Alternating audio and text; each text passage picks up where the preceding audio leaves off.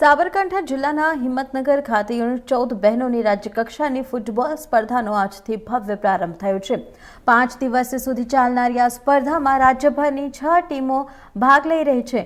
હિંમતનગરના સાબર stadium ખાતે આજથી 5 દિવસીય રાજ્યકક્ષાની U14 અંડર 14 બહેનોની ફૂટબોલ ફાઇનલ સ્પર્ધા શરૂ થઈ છે।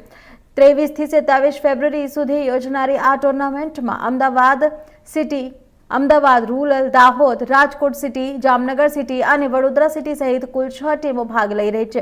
સ્પર્ધાની પ્રથમ મેચ વડોદરા સિટી અને અમદાવાદ સિટી વચ્ચે રમાઈ હતી। પ્રથમ 3 દિવસીય લીગ મેચ યોજાશે।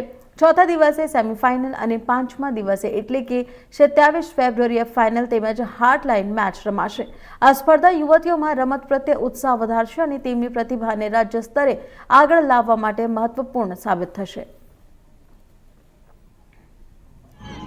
આજથી અંડર 14 બહેનોની સ્પર્ધા સાબર સ્ટેડિયમ ખાતે ચાલુ થાય છે અને આ સ્પર્ધામાં ગુજરાતથી 6 ટીમો ભાગ લેવા આવેલ છે, જેમાં અમદાવાદ સિટી, રૂરલ, દાહોદ, પંચમહાલ અને જામનગર રૂરલ આવી કરીને 6 ટીમો ભાગ લે છે।